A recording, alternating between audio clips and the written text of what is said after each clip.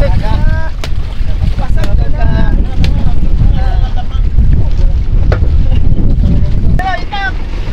Ayan, pinutol na yung paa ng alpaka.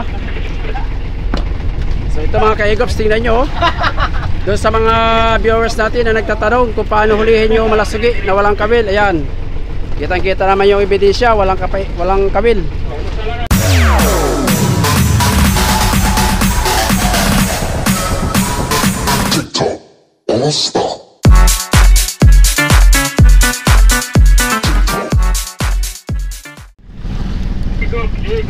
So yun guys, good morning, panibagong araw. Welcome to my YouTube channel, ka-egops TV. So nandito tayo ngayon guys sa malapit na sa tayo guys sa Tordil, at tayo magdadala ng isda. So nakakuha naman tayo, nakayari tayo ng malasugi sa alpaka. Ayan o, hinihila pa. Maganda. Ayan guys, so nandiyan yung isda Tordil. Ayan. Lakas ng lagatik ay. Aprobado talaga. Kailan na ito? Kailan na? Ato? So yun guys, sa akin na lang hindi nakayari ah. Ayan guys, kuha yan, hila-hila natin, trolling. Sa mga nagre-request na kuha natin viewers kung paano nakahuli ng yellow ay nakuan malasugi. Ayan, nakayari tayo ngayon. Unang pasibad natin mga guys sa taong 2025, malasugi sa alpaka.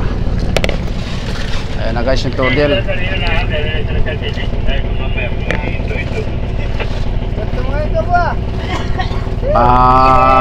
Papasok na tayo sa bungad ng Tordil guys.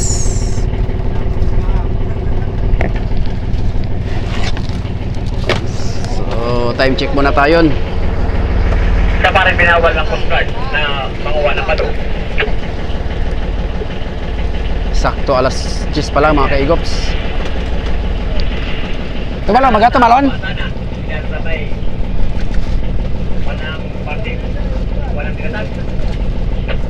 Parang di pa tumalon ah.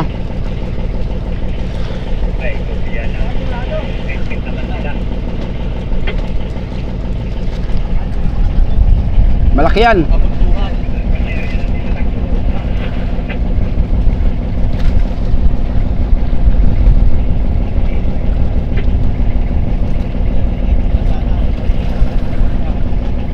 Tama lang yan para hikit.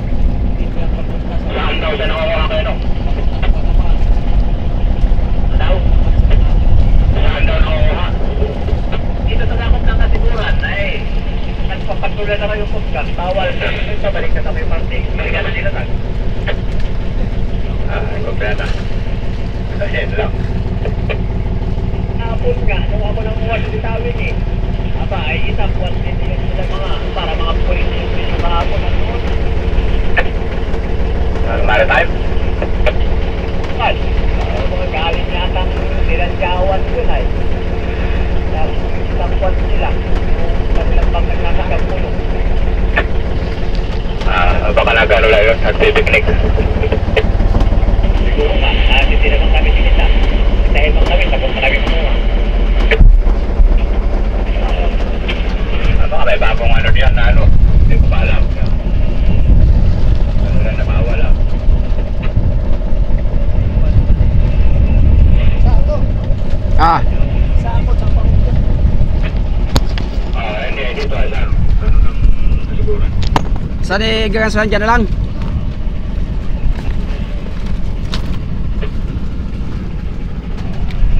Wala pa akong balita na ano. Bagong ordinansa. Palabas na siguro yung ordinansa at katatapos ng eleksyon ay ordinansa lang ang Coast Guard yun.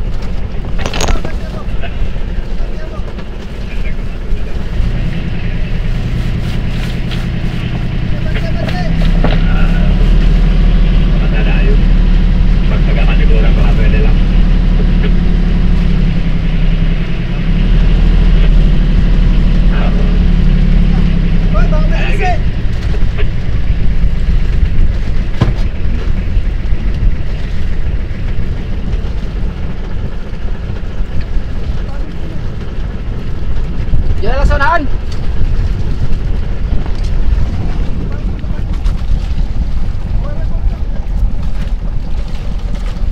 Diyan na.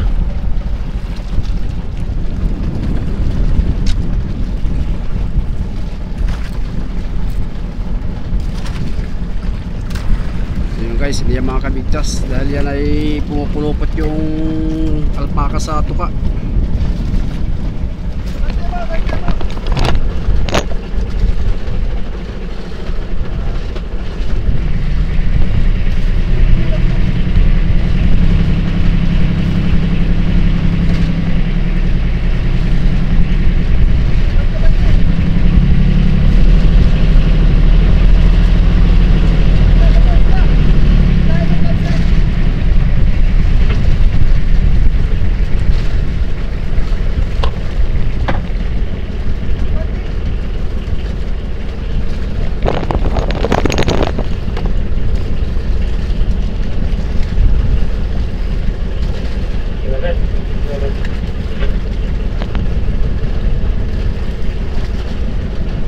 So yan mga kaigops ay walang kuwan yan, walang kawil. Pala yan. Sumasabit-sabit lang sa tuka dahil magaspang. Ayun, nandun na, naingitim na.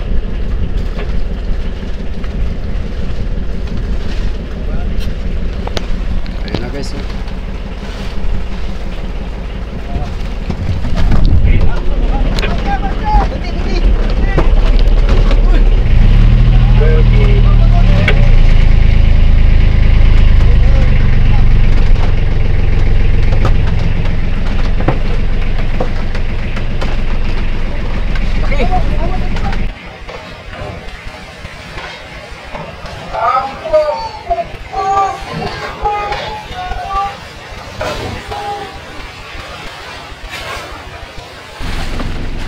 Nice one. Sige, hawak ka po, hawak ka. Laki guys. Ang laki nga sa. Ang lakas na lagatik. Pasag ka na.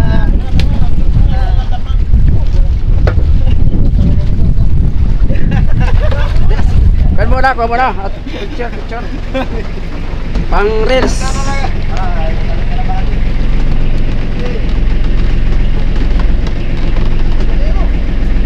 Tingnan mo na, pang reels natin. Pang reels.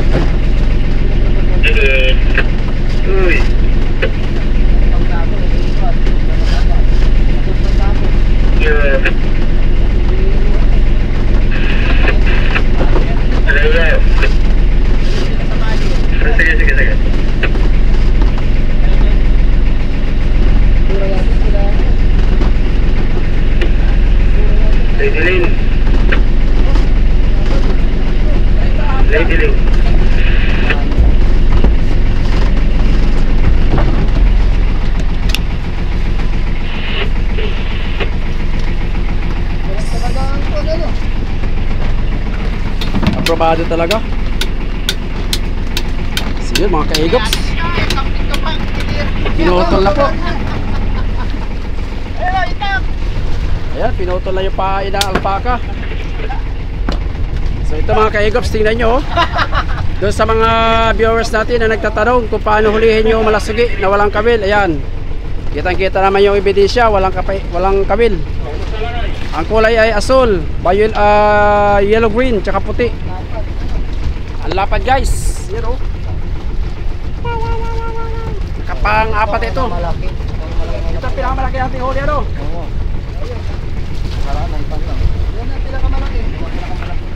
Tingnan nyo naman guys oh. Pang thumbnail. Huli ni Kaigops Gabo.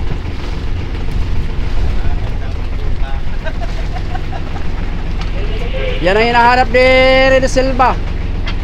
Bakit daw ang taga niya nasa baler, di siya nakakita na mayroong ulo ang malasugi?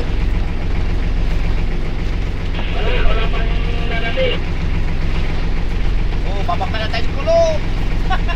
Dahil nga guys. Putol ah, putol. Di, makabura lang may ate andyan sa kanya. Mura lang yan.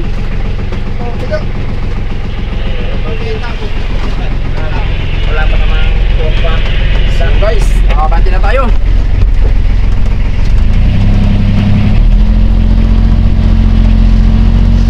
At tayo napantulan natin mga kaikop sa loob lang na ng 10 minutes. Napakadali hilahin.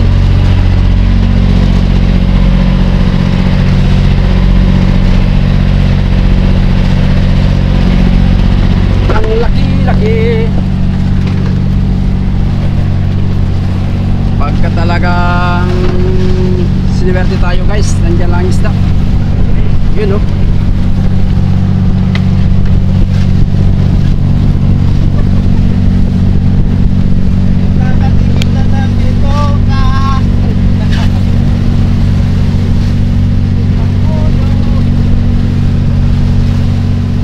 So yan nga po mga kaigops, isang mapagpalang umaga dahil nakahuli tayo.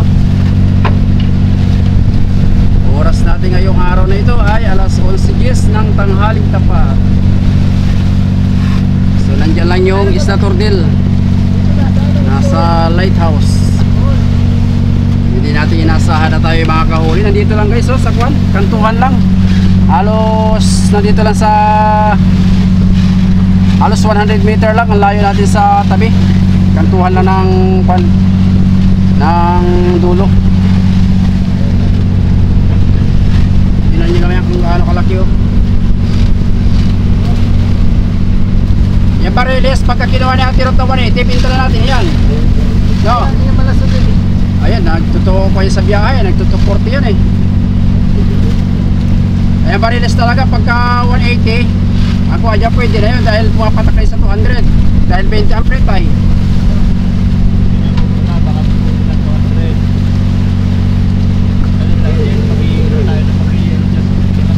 Pag kinuha niya 200 pwede na. Yan.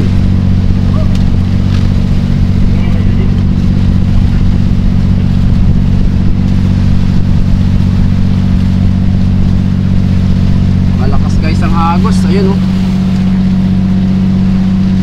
Kaya pala, pagdalang ko ay tuloy-tuloy yan. Malaki ano.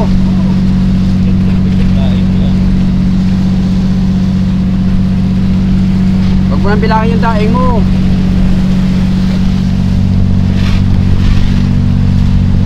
So kakatayin na natin yan guys para matanggalan ng bituka at pangulan natin mamayang tanghalian. Pwede kaya sa hapunan.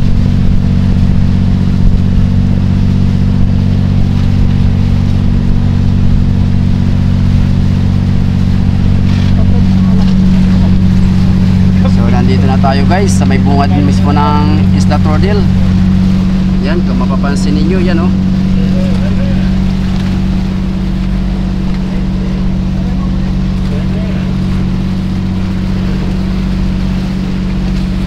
Kalmada ang dagat mga guys. Ba, meron palang nakasama, meron palang may talaga. Plastic na nga. May naka-plastic talaga guys, so yan oh. May preparado talaga na pain si Mariga mo. pakita mga guys yung sample para makita ng mga viewers natin. So ayan mga kaigops, kinakasan na naman yung pae niya. Anong kuha dyan? Palamata? 60? Ha? 50 na kuan? Dolphin? Ayun guys, 70 lang pala na dolphin. Ayan, kalapit. Pati nga. Oh, ito bagong-bago guys. Yan o. Oh, yan ha. Kita-kita nyo yung mga kaigops. Walang kawil. Yan yung sibol. Yan yung nagsisilbing pa yan. At tinatalian. Ayan o. Ang sa dalawang tangkal yan.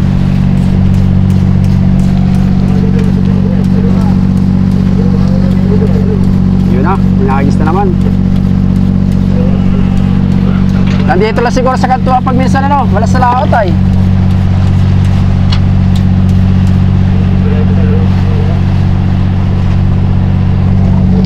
So inariya na rin yung isa natin ngayon kuan.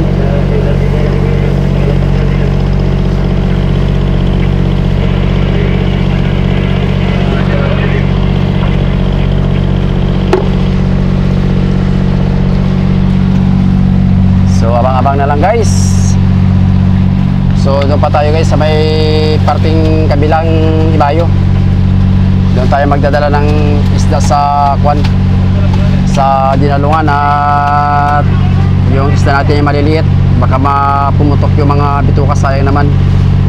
So may dalawang banyera na rin yung huli natin kahapon. So malapit na naman ito sa tabi, doon sa spot na pinanggalingan natin kanina. Tumatakbo na tayo ng 3 oras kaya dideliver muna natin.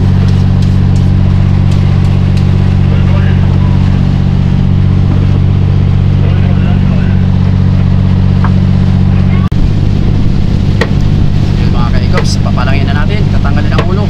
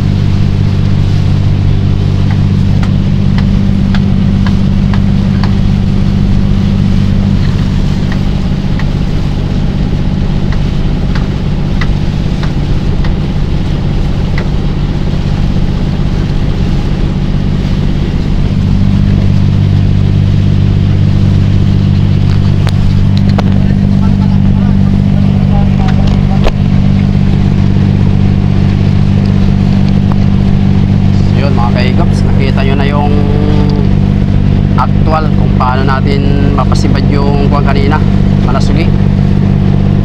Doon sa mga nagkatanong na viewers ko, yun ang aryada namin ay 50 dipa. Tapos ang palumata natin dyan ay bago dumating ng mainline ay 50 lbs na dolphin. So ang palumata naman ay nasa 15 dipa bago dumating sa mainline. Tapos nilagyan lang natin ng konting pabigat na tingga na 2 piraso. So siguro malinaw na mga guys sa mga viewers ko lagi na nagtatanong kung paano daw hulihin ang malasugi dyan sa pain na yan, dahil marami ang nagko-comment doon sa tutorial natin. So salamat doon sa mga nanood sa akin tutorial. Libo-libo na yung viewers ko doon. So yan yung una guys na huli natin sa taong ngayon. So halos tuwing pa namin guys, tuwing tumatakbo talaga kami, nagtutuling kami ng ganyan papuntang Buya.